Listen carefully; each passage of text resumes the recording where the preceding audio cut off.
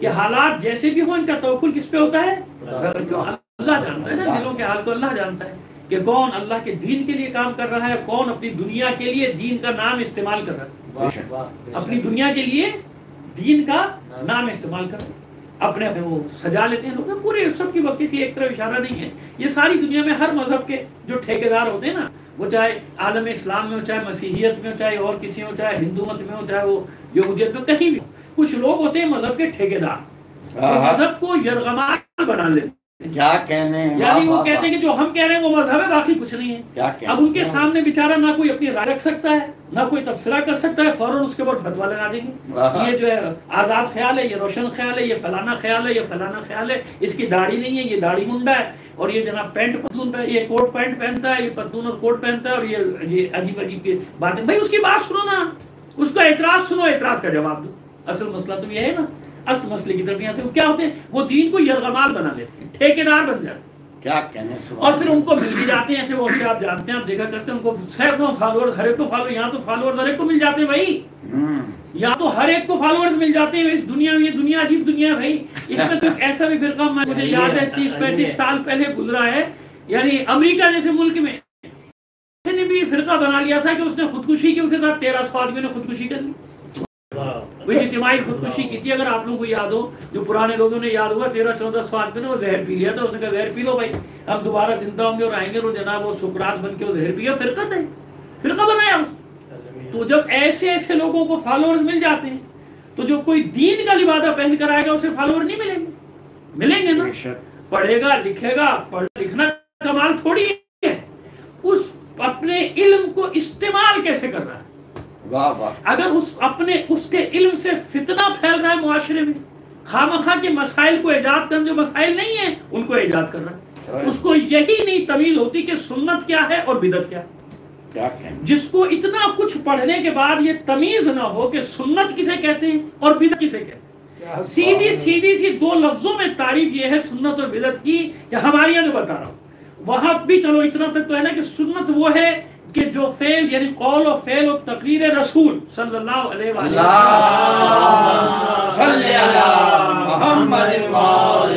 حضور نے جو فرمایا، حضور نے جو عمل انجام دیا، اور حضور کے سامنے کوئی فعل ہوا، اس پہ حضور یعنی حضور کی رضامندی ظاہر ہوئی، تو وہ کہلاتی ہے تقریر رسول، قول رسول، فعل رسول، تقریر، یہ سنت رسول۔ یہ تو مشترک ہے نا سمجھ۔ ہمارے یہاں سنت یہاں پر نہیں رکی، ہمارے یہاں 14 معصومین کے افعال، اقوال اور ان کی تقاریر جو ہے وہ سب کی سب سنت ہے، یعنی مولا عارف خان نے جو کیا وہ بھی سنت، امام حسن علیہ السلام نے کیا وہ بھی سنت، حسین علیہ السلام جناب سید الشہداء نے جو انجام دیا وہ بھی سنت قرار پائے گا، چوتھے امام جو فعل انجام دیں گے وہ بھی سنت قرار پائے گا، پانچویں امام جو فعل انجام دیں گے وہ بھی سنت قرار پائے گا، چھٹے امام جو فعل انجام دیں گے، یونیورسٹی رسول نے نہیں بنائی، یونیورسٹی مولا کائنات نے نہیں بنائی، کیونکہ چھٹے امام کو وقت ملا۔ آپ کے زمانے میں ایسا ماحول ہوا، آپ کے زمانے میں آپ کو فرصت ایک یونیورسٹی، ایک جامعہ کو ترتیب دے تو جامعہ تنظیم پایا، عالم اسلام کا سب سے پہلا اور سب سے بڑا۔ ٹھیک ہے کہ مدرسے تھے چھوٹے چھوٹے، مسجد نبی میں بھی پڑھایا جاتا تھا، ہر جگہ جہاں بھی صحابہ کرام جاتے تھے پڑھاتے تھے، اہل بیت علیہ السلام کے شاگرد پڑھاتے تھے، زہیر بن قین بھی معلم تھے، تعلیم دیتے تھے کوفے میں، جناب حبیب بن مظاہر بھی فقیہ تھے، لیکن باقاعدہ باضابطہ، تو وہ بھی سنت قرار پایا کہ نہیں قرار پایا؟ اور پھر وہ فعل جو خود رسول نے انجام دے کر بتا دیا اپنی زندگی میں کہ یہ عزاداری میری سنت ہے،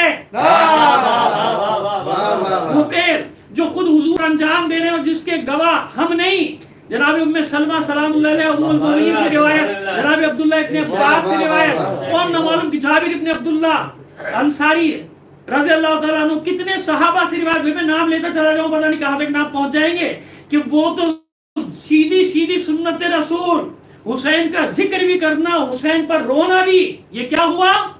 سنت۔ اگر سنت مانو بھائی، ہم تو فرض مانتے ہیں، سیدھی سی بات بتا رہا ہوں آپ کو، آج کے زمانے میں اگر کبھی تھی سنت تو آج فرض ہو گئی۔ کیوں؟ آج باطل یہ چاہتا ہے کہ یہ نہ ہو، باطل یہ چاہے کہ نہ ہو تو کرنا فرض ہو گیا۔ آگے بات اتنی سی آسان آسان سی بات سمجھ میں نہیں آ رہی کہ بدعت اور ہوتا ہے سنت اور ہوتا ہے. تو اگر تم فرض بھی نہیں مانتے تو بھائی سنت تو ہے نا سیدھی سیدھی. سبحان اللہ. سنت رسول ہے, سنت ائمہ ہے, سنت پیغمبر صلی اللہ علیہ وآلہ وسلم ہے. اب آپ مجھے بتائیے اس علم کا کوئی فائدہ ہے, اس پڑھائی کا کوئی فائدہ ہے کہ جو علم اتنا بڑا دعویٰ کرنے کے بعد اتنی تمیز نہ سکھا سکے کہ سنت کیا ہے اور بدعت کیا ہے. اتنا نہیں معلوم, اتنی سی بات نہیں معلوم کہ سنت کسے کہتے ہیں, بدعت کسے کہتے ہیں, اور دعوے اتنے بڑے بڑے. کھانے کے اتنا کافی ہے. صلوات بھیجیے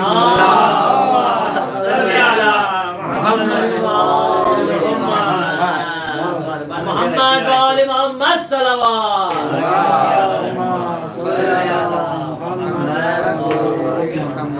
نہیں سمجھ میں آتا جب انسان علمی تکبر کا شکار ہو جائے, علمی غرور کا شکار ہو جائے, تو پھر اس طرح کھائی میں جا کے گرتا ہے, اور دوسروں کو بھی جو اس کے ساتھ ہوتے ہیں ان کو بھی گراتا ہے, وہ بھی کھائی بھی گرتے ہیں.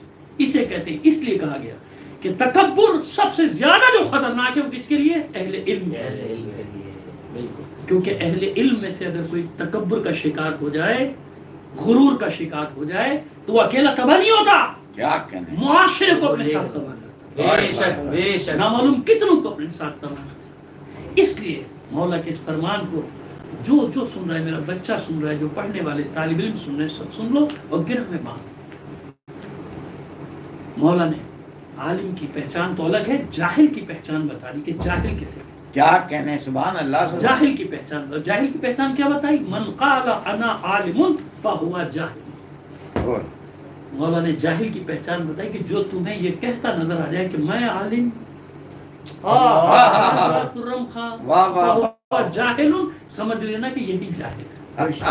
جو اپنے آگے کسی کو کچھ نہ سمجھے نا, اپنے آپ کو عقل کل سمجھے کہ جتنی عقل اور جتنا علم میرے پاس ہے اتنا کسی کے پاس نہیں, بس تباہی کا.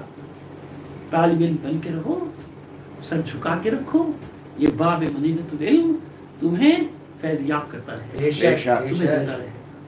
اور جہاں تم نے آگے بڑھنے کی کوشش کی حد سے, تو اس کا مطلب دو ہی مطلب ہوتے ہیں, یا تو علمی غرور تکبر وہ تو ہے ہی اپنی جگہ, اور دوسری چیز یہ کہ یا پھر پلانٹڈ ہو رہا ہے,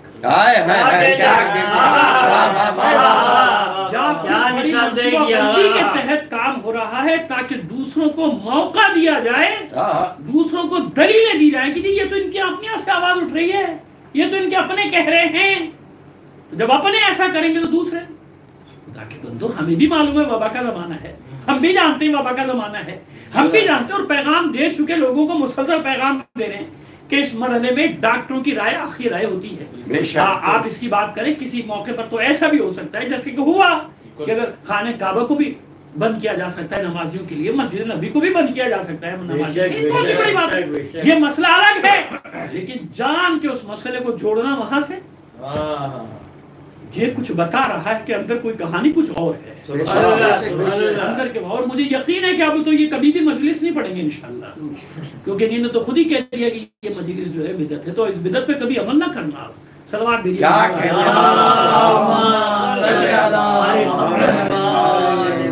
یہ وہ ہوتا ہے کہ اندر کا بغض جو ہے نا, لوگوں کے اندر کا بغض کہ وہ ان پر. اب میں ایک بات آپ کے سامنے رکھنا چاہ رہا ہوں, اس کو مضمون کو آگے بڑھانے سے پہلے, تاکہ لوگوں کو بات سمجھ میں آ جائے کہ اصل بات ہے کیا. مجھے یہ بتائیے کہ یہ فروری کے اختتام پہ یہ ساری وبا کا سلسلہ شروع ہوا, اور مارچ کے دوسرے ہفتے میں یہ لاک ڈاؤن کا آغاز شروع ہوا, 13 مارچ سے لاک ڈاؤن شروع ہوا. کسی خطیب, کسی ذاکر, کسی عالم نے ہماری مخالفت کی نہیں کی, کسی نے احتجاج کیا نہیں کیا, کیونکہ سب جانتے. کس نے کہا؟